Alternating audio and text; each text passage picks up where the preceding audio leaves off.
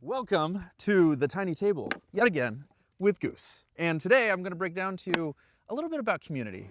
The main focus is that most of the time, people think that getting members into a community is what it's all about. That's actually the most boring part, unfortunately. So there are 5 elements that we're going to go over today, and I'm going to read them out to you in case you don't have time for the full video. It is attention, relationships, retention, offers, and timing. Write that down, it's very important. Okay, so we're going to start at the beginning. Attention. Attention is obviously the first way that you go out to get people. It's your traffic, right? But how do they find you? First of all, if you don't have a niche, or if you don't have some way that makes you stand out from others. So a niche, of course, most people will know, is the small focus of people that you're focusing on in order that you might speak to them and they might come to what you're doing in a community or any kind of space that you're operating in. Now, what's interesting about that is our first impulse is usually to try to appeal to everybody and say, hey, look, anyone can use my service, because technically they probably could, right?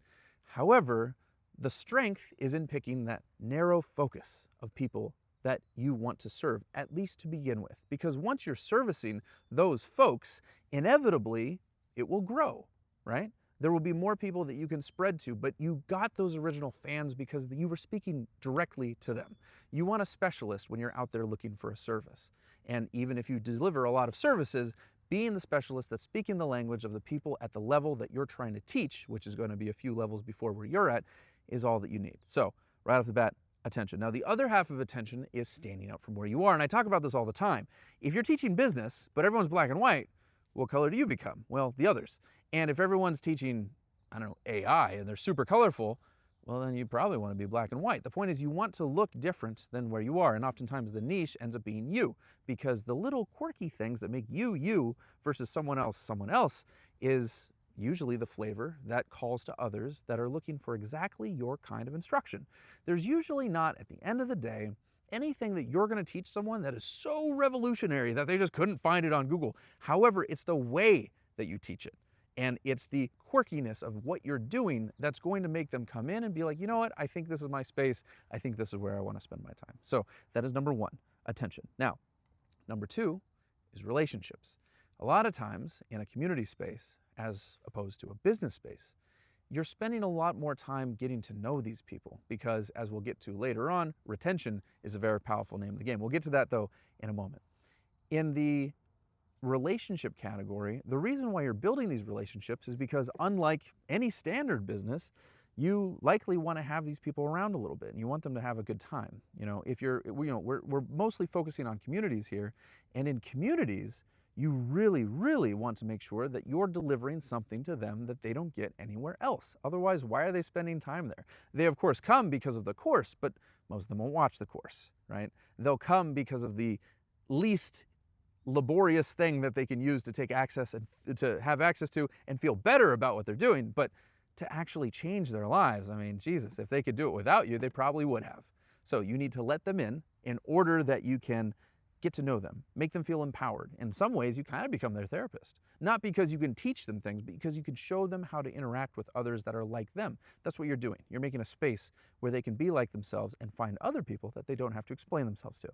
It's powerful at any level.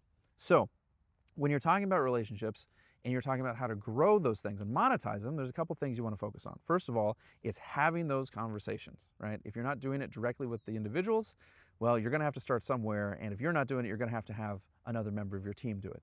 And secondly, the frequency of the conversations. How often are you checking in, and at what step of the process? When someone comes in and they're onboarded, say to your SaaS or to your program, well, you better touch base with them really quickly, otherwise what's going to happen? They'll leave because no one received them. When's the last time you went to a restaurant and everyone didn't greet you? What did you do? You probably left. Or you hung around long enough for it to be awkward and then probably left later on. The point is you left, all right? So anyways, now that's the main focus of relationships. So that brings us now to retention. Now, the interesting thing about retention is that it's probably the least sexy part of a community. And in a lot of ways, it might be the least sexy part of any business. But you know what's crazy? When you're talking about a community environment, retention ends up becoming the superpower. Like I said, it's the least sexy, but you know what's even sexier than a big amount of traffic that comes into your space? a lot of those people staying for a really long time. A doubling of your retention rate is worth a lot more than a doubling of your traffic. That goes really far. So you could take the same amount of people, make them all double the amount of time that they're there, shit, maybe triple it. And guess what will happen? Your money goes up a lot faster than doubling the amount of traffic that you get in. So how do you boost retention? Well, a really good way is to create rituals. Rituals are a really, really fantastic way for people to be like, oh yeah, I do this now. This is something that I just do. Now, I myself am not very good with rituals, but I'll tell you what, when I'm held like to an accountability of doing that once in a while, or else someone's foot is up my ass, well then I have a better likelihood of doing that at the very least. And that's usually why I'm surrounded by the people that I am, to make me a little bit better, to achieve my goals a little bit faster, and to hopefully have a little bit more fun while I'm doing it, right? So that accountability really comes in to play when you're talking about retention. Now, of course, another major element to this is that you have to understand that value has a lot more applications than your traditional one ticket method, which would be, you're looking for this information, here's how you do it, go ahead. Or you're looking to apply this information, here's the implementation, go ahead. While those things are valuable, they also result in a lot of churn pretty quickly, because you've come in for the information, you got the information, you can fuck off. Now, that isn't my favorite kind of business model, because I really like getting, like we talked about in retention, a few people that stay for a long time, or even better, a lot of people that stay for a long time, right? So when we start talking about that sort of system, well, the way you do that is you lean on other forms of value. I mentioned it a little bit earlier. Deliver something to people that they don't get anywhere else. You give it to them, right? So if you can give it to them from a place of abundance where you can just deliver that stuff all day long, well then, holy shit, that might be one of your additional values, right? Everyone's got one of those things. And what's even better is, because you're doing it in your community space, you're providing the authority, or the, like, you're letting others know that they can do it too. Usually people won't go further than the leader of a certain space. And so it's really important to keep in mind that to the extent that you're able to do it is the same extent that others will go to within that space, to make sure that other people feel valued. Now, in summary though, with retention, ultimately making sure that you have whatever the value is, making sure it's not just practical in nature, but also, you know, maybe a sense of belonging, or a happy fun time that happens, you know, once in a while, every Friday, for example, in order for people to feel that sense of belonging, or some kind of rush that they don't get in your day-to-day life. That will go a long way in making sure that your business now thrives, because it's become, as I always say, a little bit less professional and a little bit more relatable. Otherwise, that business is a standard business, and it can be boring, and you're just going to have a certain kind of face. And guess what happens when it's revealed that you're kind of human and you still shit and say cuss words and stuff? You lose a little bit of your strength. I don't know if that's a system that we all want to be a part of. If it's something that you enjoy, by all means do it. It's the common way of doing business out there. But if you're interested in having the same face and kind of merging a little bit your professional and your business lives, you know, having conversation with your clients that you might have with your high school friends, right? Sounds kind of dangerous when you're first starting out in business, but after a while, you're like, well, actually, maybe this could be a superpower of mine. So that's where we go with retention. Now, the last two things, of course, are offers and timing. So I'm going to mention very quickly here the offers, and I'm going to pause. So let's make a pause point. You don't touch anything. Leave it there. Can I get some water? I'm talking a lot. There's so many ants everywhere. They're in my boots. I'm watching them on the phone. Yeah, that's right. Look at all my ducks. So the last two things are offers and timing. Sorry, I needed some water. Now, the offer part is really important, and this can be a whole series on its own. I've talked about it a lot. I'm going to talk about it more.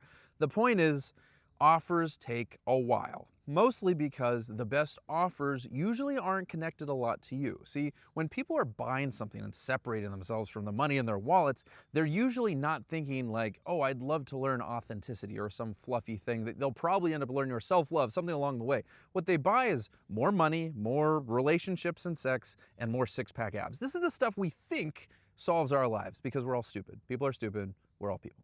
And when you actually understand that psychology of people, that everyone at a certain point thinks that that's the answer, well, then you speak that language. That's your job. As someone who has achieved some degree of success within a particular space, you're supposed to climb that mountain, achieve that thing, and then your responsibility is to deconstruct all the things that got you to that point so that you can give it step-by-step speaking the language to those people so that they can learn to climb the same mountain you did with your assistance. Ideally faster, easier, or with no risk, right? That's really the point. So when you imagine making an offer, you have to think, well, it's going to be health, wealth, or relationships. That's what people think they want. Now, it's not what they need. What they need is the other stuff you're going to do, which you are going to do anyways. So it's just the offer. You will hear all of this, and if you haven't done it before, it will take a long time. You just have to sit and simmer in it for a while because you'll constantly be like, no, but the method, these other things are so exciting. Let me tell them. They don't care. They just want the result. So it really often will come down to the earn $3K a month in this amount of time without leaving the comfort of your home, right? Those shitty offers that we've seen out there. And now I'm giving that bad example because those are anchor offers. They work out there. But what's funny about them is they work because they get everyone looking for the results. And then once they're in, do you think you're just feeding them the 3K or whatever what was in the offer? No, you're showing them how to ideally feed themselves, and that is a process. They need the encouragement in a space that feels safe, which is what they didn't have. And ideally, you're giving it to them, not just in the structured form, but also showing it to them in the way that you practice, in the way that you do things. In my community, in Goosify, the main thing that I will do is oftentimes show or let people in to watch me live while I'm shooting content, because guess what's one of the hardest parts about it? Well, yeah, shooting it, certainly. Also having people watch when you're just like focused on a completely separate thing. But lastly, it's just uploading the things and being open to public ridicule. You know how tough that is? It's pretty difficult. The upload might be the hardest part. So watching others do it, what do you think that does? It makes it a lot easier. If I told you, watch me record content so that you can have an easier time with it, would you sign up? Maybe, but you'd be a lot more successful with me saying like, hey, are you ready to scale to like 5K a month? Because I can help you do that. Well, one of the biggest things is you're gonna have to learn how to shoot content so you can watch me and do it yourself. That conversation ends up being a lot more easy for someone to digest and then be able to go because you've shown the result first. So that's the offer. Now, the last thing that I'll give you is a little extra hidden nugget that I've never actually talked before about in a video or really at any of the IRLs that we've hosted. So this will be pretty juicy. Make sure you write this down. You don't need a pencil this size, but it's important you have something to write down. Okay. So when we talk about timing, this is the philosophy that you should probably take, or the approach, in order to grow your community and therefore grow. I mean, this works for standard businesses too. You need to grow your space, especially if they're working all together. So if your business operates like a community, it's really important that you do this. Now, here's the example. Let's say you could get 100 people this year into your community, and it's going to take this set of hours. It'll take time, energy, and effort, right? Well, you can do two things. You can drag that out over a few months, which means maybe it takes 4 or 5 months. You get 20 to 25 people per month. Well, it's not bad. There's nothing wrong with that. But guess what's interesting about engagement? People engage and they feel a sense of belonging when there's a lot of activity all together. So you know what would be really desirable is to get 100 people all in 1 month.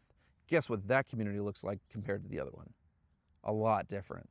So I say all of that to say, from the outside looking in, it looks really beautiful and fun. And it is, don't get me wrong. But when you're building a community, you really have to center on a few really tangible things in order to see those things going. And you can begin with really ridiculous things like tiny tables, mega pencils, and ridiculous boots and funny hats. I mean, you can really pump the gas on that. But there's a lot more involved in the system to building a space where people feel safe, a sense of belonging. Your business thrives because you're doing something that you're passionate about and it's delivering a service to those in need.